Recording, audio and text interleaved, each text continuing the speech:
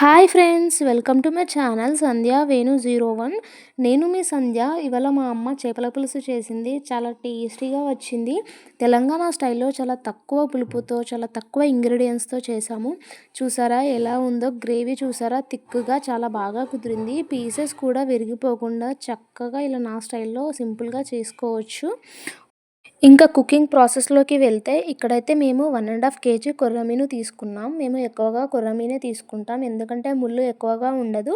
తినేటప్పుడు కూడా ఎక్కువ టైం తీసుకోకుండా తినేయొచ్చు అని. అండ్ టేస్ట్ కూడా చాలా బాగుంటది ఈ ఫిష్‌తో. అండ్ ఈ ఫిష్ క్లీనింగ్ ప్రాసెస్‌కి వస్తే పసుపు, సాల్ట్ వేసుకొని బాగా క్లీన్ చేసుకోవాలి. సో, దానివల్ల ఏమన్నా జిగురు జిగురు ఉన్నా కూడా చాలా బాగా క్లీన్ అవుతుంది. సో, ఈ పసుపు, సాల్ట్ వల్ల చాలా హెల్ప్ అవుతుంది క్లీనింగ్ ప్రాసెస్‌కి.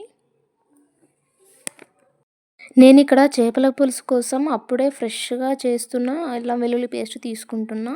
అప్పుడే చేసుకోవడం వల్ల చేపల పులుసు అనేది ఇంకా టేస్టీగా వస్తుంది. చేపల పులుసు థిక్ గ్రేవీగా ఫామ్ అవ్వడానికి మనకు main ingredient onion paste. So, ఈ ఆనియన్స్‌ని నేను కట్ చేసుకొని ఆయిల్‌లో ఫ్రై చేసుకున్నాను. నెక్స్ట్ ఫిషెస్‌కి మసాలాలు పట్టించుకోవాలి.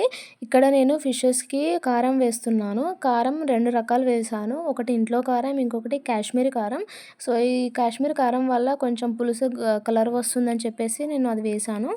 ఇంకా కారం, ఉప్పు, పసుపు, అప్పుడే చేసిన అల్లం వెల్లుల్లి పేస్ట్, కొంచెం ఆయిల్ వేసి బాగా కలుపుకున్నాను. సో, ఆ మసాలాలన్నీ బాగా పట్టించేశాను ఫిష్ పీసెస్‌కి. సో, దానివల్ల పులుసు బాగా టేస్ట్ వస్తుందని చెప్పి. యాక్చువల్లీ కొందరైతే పులుసు ఇది మరిగేటప్పుడు మాత్రమే ఫిష్ పీసెస్‌ని అలాగే వేస్తారు. ఉప్పు, కారం ఏమీ పట్టించకుండా. అలా కూడా చేసుకోవచ్చు. బట్ మేము ఇలాగే చేస్తాము. సో, దీనివల్ల బాగా టేస్ట్ వస్తుంది. ఇంకా ఉప్పు, కారాలన్నీ బాగా పడతాయి కాబట్టి పీస్ అనేది కూడా చాలా బాగుంటుంది.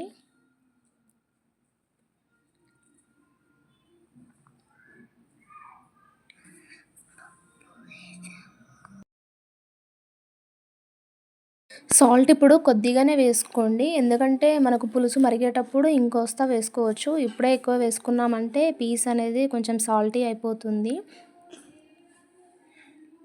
సో, ఇలా మసాలాలన్నీ బాగా పట్టే వరకు బాగా మిక్స్ చేసుకోవాలి. నెక్స్ట్ కుకింగ్ ప్రాసెస్‌లోకి వెళ్తే చేపల పులుసు క్వాంటిటీకి కావాల్సిన పులుసుకి సరిపోయే బౌల్ తీసుకోవాలి.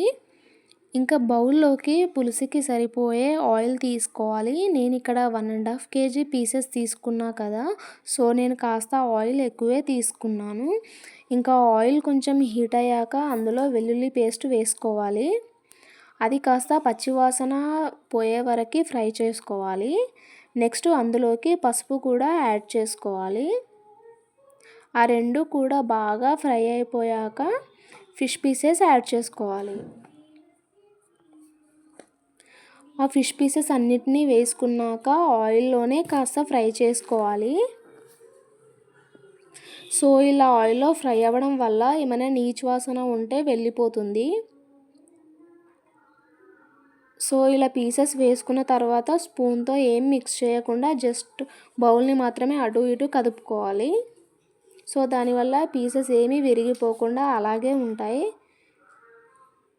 సో, ఇలా ఆయిల్‌లో ఫ్రై అవ్వడం వల్ల కూడా ఉప్పు, కారం అనేది వాటికి నెక్స్ట్ ఇలా పీసెస్ అన్నీ ఫ్రై అయ్యాక కాసేపు అయ్యాక మనము పులుసు యాడ్ చేసుకోవాలి.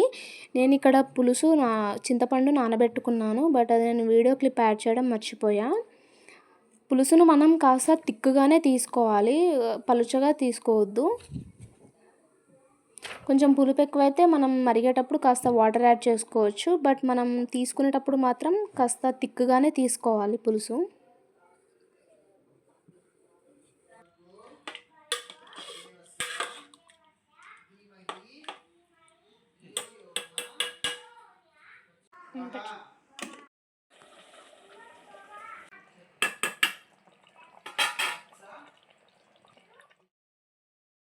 మనం ఇలా చేపల పులుసు మరుగుతున్న టైంలో మనం గ్రైండ్ చేసి పెట్టుకున్న ఆనియన్ పేస్ట్ యాడ్ చేసుకోవాలి.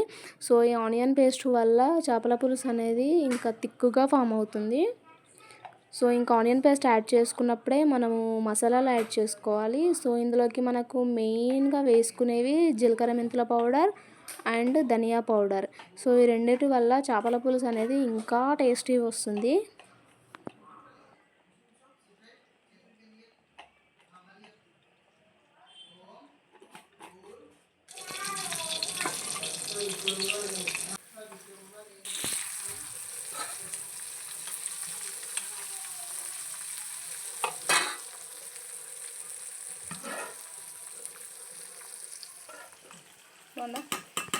ఎక్కువ పుల్లగా లేదు. వద్దంటే